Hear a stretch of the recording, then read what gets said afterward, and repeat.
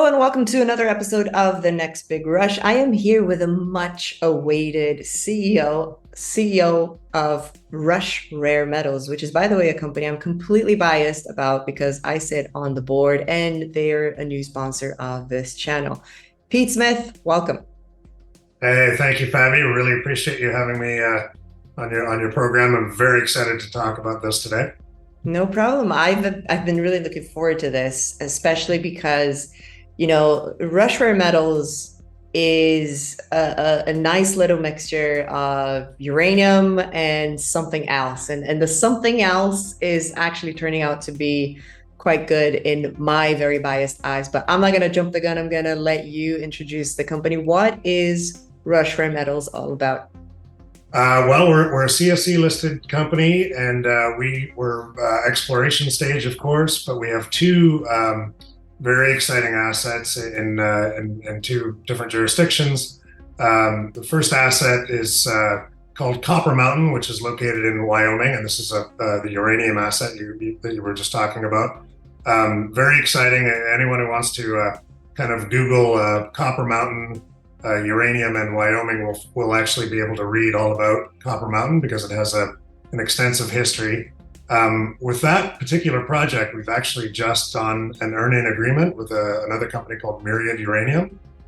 So I'll certainly will talk more about that and in more detail. But a very exciting uranium project with a very rich history and just lots of potential upside there.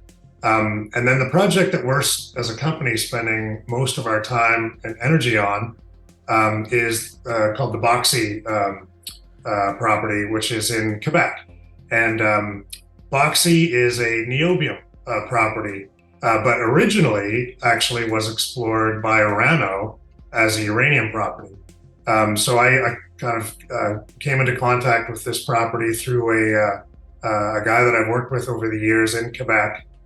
He was subcontracting for Orano kind of pre-Fukushima, looking around, poking around kind of the globe for uranium projects, and took a bunch of samples at Boxi, which, by the way, were extremely high in uranium. And then Fukushima happened and Orano went through its kind of reorg phase and dropped a lot of its kind of global exploration interests, including this one. Really interesting thing about Boxi, and kind of flew under the radar, was that the samples that they took were high in uranium, but also extremely high in niobium. So niobium is kind of all of a sudden in vogue and very much in demand, and I'm sure we'll talk about that. But we picked it up on the basis of its niobium. So the Boxi property, it's 150 plus claims in Quebec, a very large exploration area, and we've discovered this mineralized dike system is the best way to describe it, right at surface. So this is the kind of geological system that you can see as you're standing there. You can walk right up to it, right? Absolutely, yeah. You can, it's almost like a big kind of 10-meter wide path that you can walk along. And if you go onto the Rush website, you can see pictures of it, and they're kind of wonderful. You see this great mineralization that just kind of cuts through the landscape. And we've been exploring it. We've been stripping along this dike, exposing it, and in most cases just removing the moss so that we can expose the dike. And we've been sampling along this dike, and we've been finding extremely high grades of niobium, and we're very excited. Okay, cool. Now, this used to belong to Orano, got dropped off after Fukushima. They dropped pretty much all of their exploration projects, as far as I know, because I've been hearing about a lot of them floating around. Sure. And there is currently a moratorium of uranium mining in Quebec, but it's undeniable that both uranium grades and niobium grades at this property so far, on the surface, seem extremely high. Now, when we're talking about uranium grades, most of my viewers will be somewhat familiar with what a great uranium grade is, right? Sure. Can you tell us a little bit more about what we've been finding grade-wise within Boxi? Sure, and I'll just kind of start for the benefit of those that might even be new to uranium, and I'm relatively new to uranium. But I've been kind of told time and time again that if you're trying to evaluate a uranium prospect, you want to see if it's a close to surface system, you want to see 0.1%, and of course there's lots of different variables, but that's just a great baseline to start your evaluation. And if you're at any significant depth, you want to see 1%. Um, and we'll talk about niobium soon, but the uranium grades in this surface system, again, that's right at surface that you can follow with your eyes. We've got samples that have come back as high as 12% uranium. We've got other samples in the 3% range, multiple samples in the 1% range, and almost every sample we've taken is 0.1% or higher. So we're seeing what would potentially be economic grades and then some. And again, right at surface, in this system that you can see. Cool. So should the moratorium ever lift, I think we have a pretty solid head start on this project. Sure. Tell me about the niobium grades as well, if you don't mind, because and explain to us, if you would, please, Pete, what a good uranium or niobium grade is, because that's the new stuff for most of us, and that's what we're trying to learn here. Yeah, sure. So niobium is kind of a really it's a critical mineral in most jurisdictions. It's very much in vogue, as I was saying earlier.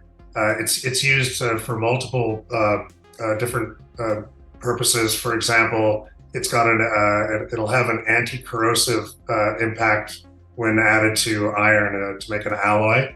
Also makes the resulting product stronger and last longer.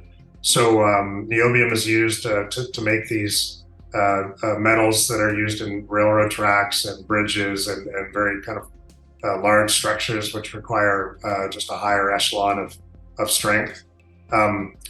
It's also used when combined with titanium and tin to make a superconductor. It is used to make EV batteries, for example, but also MRI machines and particle accelerators.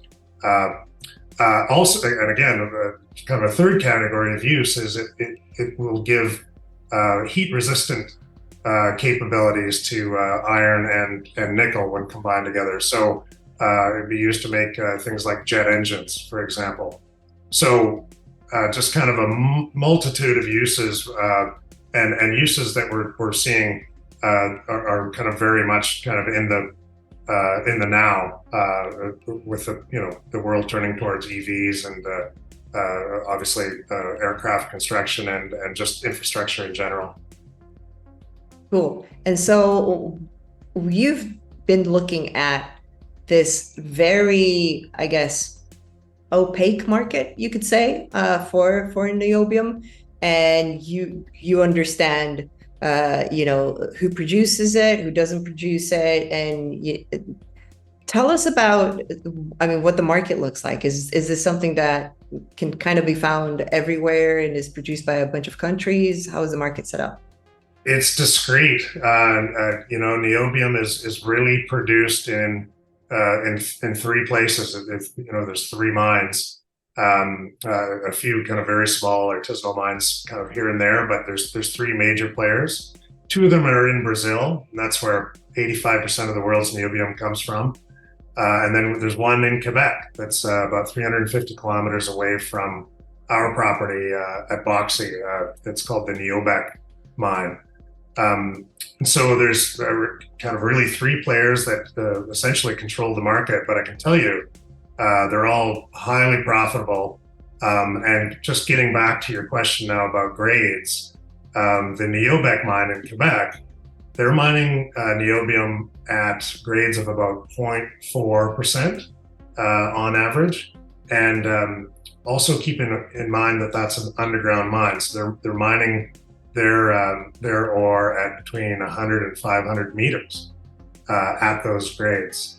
So just to kind of give you a quick contrast, and again, I'll just say we're exploration stage and we're taking samples from the dike, so it's very, very early days. However, one of our first very high grade samples ran 27% niobium. We've taken another 20 samples along the dike since then, and we're getting grades of 7%, 3%, 2%, multiple samples coming back at 1%. So we're getting very high niobium, especially when you look at it in the context of the pretty successful and operating mine just down the road from us.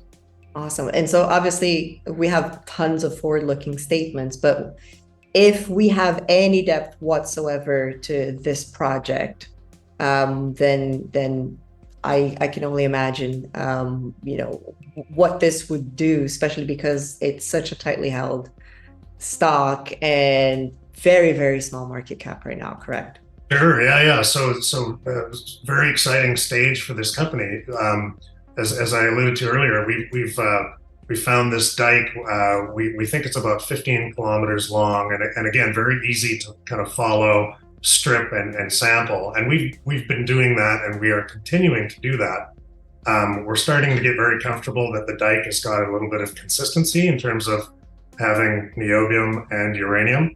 One of the things that we're going to be doing in the near future is getting drill permits and really trying to define kind of the depth and width of this dike. And if we start hitting grades of 2% niobium, which is certainly not a far cry given what we've seen at surface so far, if we start hitting grades like that, I would suggest that immediately our best comp is a company called WA1 in Australia.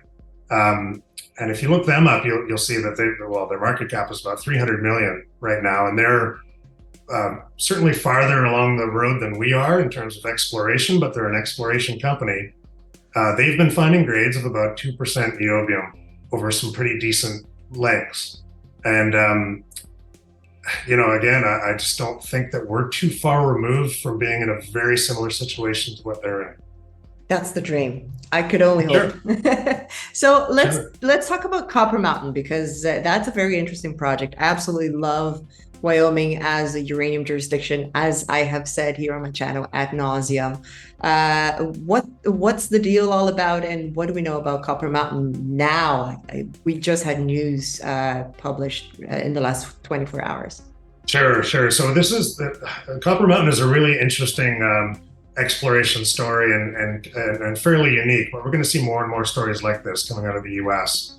A lot of people don't realize the USA used to be the #1 producer of uranium globally. This is kind of pre 3 Mile Island, so going back to the 60s and 70s, they were truly a global leader when it came to uranium exploration and production. And so as a result of that, there were tens of millions of dollars spent in states like Wyoming and Arizona and Colorado, et cetera, looking for uranium and developing uranium assets. And then the 3 Mile Island incident occurred, and production literally stopped, like a trip hammer. Investment stopped, and the USA just, there was this kind of void in exploration that kind of has gone on for decades, of course. Interestingly, all of this information that was gathered, all of this money that was spent, predates the digital age.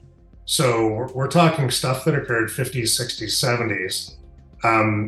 And so all that information, it's not really in digital form. It's in filing cabinets, and it's in boxes and stacks of paper. In many cases, just kind of in random locations. Some of it at the old geologist team's house, and others in old offices from companies that have kind of ceased to exist. So, a little bit like Indiana Jones, we're kind of out there trying to piece together and figure out what value these properties have based on old data that we're finding in kind of dribs and drabs. So Copper Mountain is exactly in that category. We had companies like Strathmore, and there was an old mine that operated within the claim boundaries at Copper Mountain called the Arrowhead Mine. Tens of millions was spent drilling. We think there's 2,000 plus drill holes, multiple geological reports. We hear that there's something like 200 boxes of data in total out there. And we've started to find that data.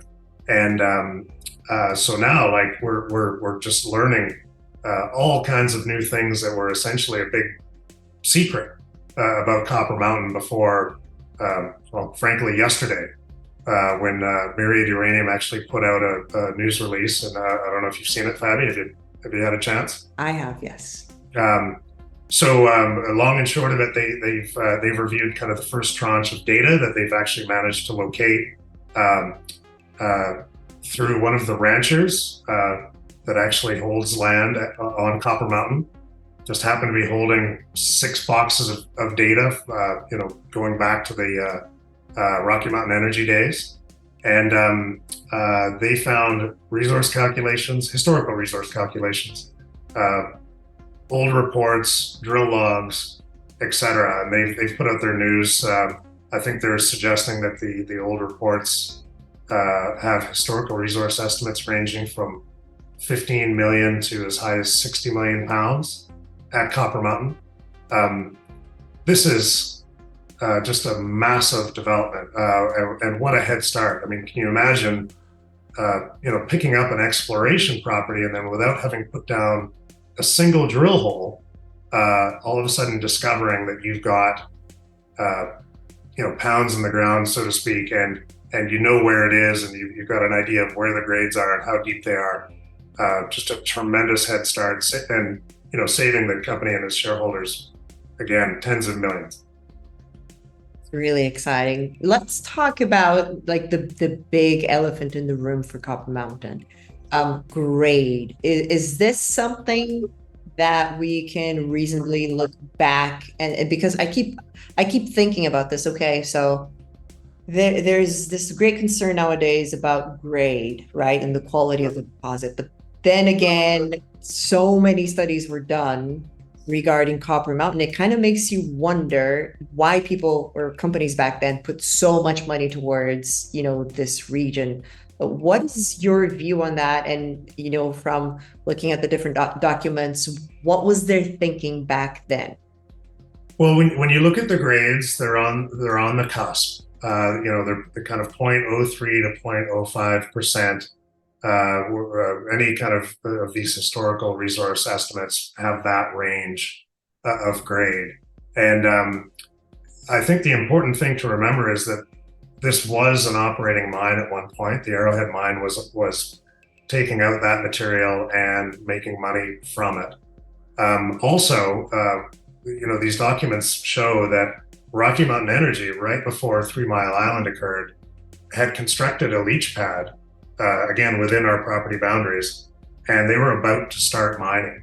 So they found that the material was leachable enough so that it would certainly be economic. This is very kind of a leachable ore at the end of the day. And there's another possibility that could really put this project over the top, and that's the potential for ISR amenability for this site. You see it in other parts of Wyoming. Anyone who knows anything about kind of in situ recovery knows that the economics are extremely attractive. So if this site is suitable for that, then the economics are absolutely going to be there, in my opinion. But having said that, even if it's not ISR amenable, it's been shown in the historical docs to be highly leachable, and recoveries are high. And so I'm pretty confident that even though the grades are on the cusp, we have a project that is of serious economic interest here. Very interesting. Yeah, no, I was looking at, different projects in the region and what kind of grades they're economic at. And Your Energy, I think, has 1 or 2 projects at 0.05, I believe. and they're ISR projects. And I think one of them is on right now or about to be turned on in the next, 12 to 18 months. But they've already green flagged it, approved it because, the economics are there for that kind of thing. And they're typically not massive projects. They're typically, just satellite deposits, as you would say. Sure. So that's very positive. Okay, so that's Copper Mountain, and Rush holds how much of that versus Myriad? Because this is on JV, correct? Sure, yeah. So as of today, Rush holds 100% of Copper Mountain. Myriad Uranium, if they spend 6 million, they can earn up to 75% of the project. But even if they spend that money and they earn their 75% interest, we actually do get a larger share of early production. Essentially, that was just a negotiated sweetener for Rush. So of the first 50 million that comes out of the ground, we actually share a 50% interest in that. And then we switch at that point back to a 75-25 JV. But again, Myriad needs to earn that 75% interest by spending 6 million in the ground. So lots of unanswered questions will be answered by the time, all of those decisions need to be made, which is very exciting. And sure. we can Yeah, sort of ride along. Sorry, Fabi. I'll also mention, again, because of the nature of the beast here and the fact that there's so much data already out there, I would actually expect Myriad to be able to advance this project in leaps and bounds just by doing their research. I mean, before they need to spend serious money and start doing confirmation drilling, etc. I think there's a lot more information to be uncovered at Copper Mountain, and I think that they're going to be able to put out a lot more exciting news without spending a whole lot of cash. Awesome. That's also really, really good to hear. Okay, so we've talked about Boxi, we've talked about Copper Mountain. Where can shareholders, current and future shareholders, expect value to come from? And I'm envisioning, say, the next 12 months or so, because we have one project which is really interesting because it's got really interesting historical resources, and that needs to move along, to NI 43-101. And then there needs to be some sort of, maybe testing regarding, is it ISR amenable, etc. So there's lots that I expect to be happening there. But what about, Boxi on the other side? What can we expect next? Are we going into drilling next? Is there something that comes before? And what's the expected timeline here? Yeah, sure. No, good question. So again, one of the things I really love about the Boxi project is how, I hate to use the word easy in an exploration context, but I will, how easy and efficient the ongoing exploration is there, in large part just because it's at surface. And so we've got this dike that we can see with our eyes. It's easy for us to kind of test along this mineralized system. It's cheap. We don't have to do a lot of digging, blasting, drilling. We can find out a lot about what's kind of at surface. And so we're going to continue to strip and define this 15-kilometer dike. And again, this isn't going to cost us much money, and we're going to be able to do it fairly quickly. And then I would expect at some point over the winter, we're going to look pretty seriously at making some applications to get drill permits going. And that's going to be pretty exciting as we start to drill this dike and just figure out what the composition of it is. And again, at surface, we know we've got outstanding grades for uranium and niobium. There's no reason to think that we're not going to have that below. If we start getting decent intersections, again, we could be comparing ourselves to a company like WA1 by next summer. And in a meaningful way, like we could be kind of adding up our pounds, so to speak, based on the dimensions of this dike and and the depths of these intercepts that we're hoping we get. Fingers crossed. Now, one last question, which is obviously a joke. If I go on site, will I have to wear a hazmat suit because of these grades? Yeah, no, it's a good question. You know, the province of Quebec, as of course you know, there's a moratorium on uranium mining. It's a temporary moratorium, but it's been in place since 2013. And I'll add, very much kind of as a reaction to Fukushima. Back then, and I'm sure lots of people remember, uranium just had a very different profile, I suppose, community profile. It was just kind of seen as a dangerous, unknown, kind of dark mineral, so to speak, and that's changed, dramatically changed. Now it's seen as kind of the key to a green energy future by many.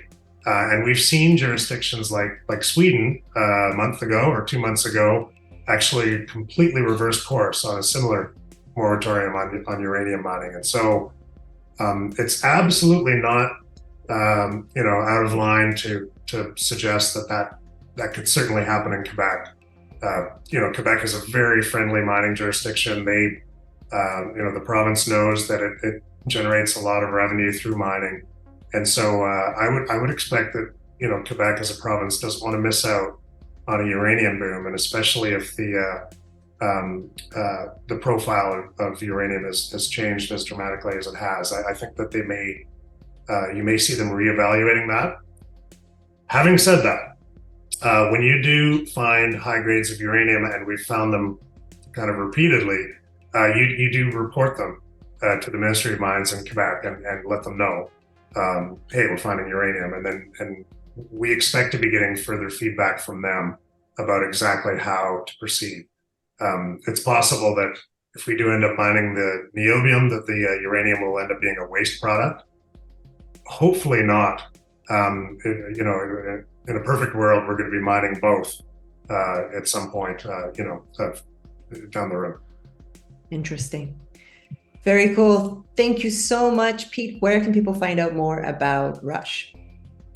Rushraremetals.com would be the best place to look. We've got a great website, so please go and have a look at it. And of course, I'm always available by email and phone. You can always reach out and ask me any questions you like. Awesome. Thank you so much. I'll be chatting to you very soon because I know we have a very long year ahead full of amazing news from these two great projects. Thank you so much. Yeah, I can't wait for our next board meeting, Fabian. Thank you for having me. Appreciate it. Looking forward to it.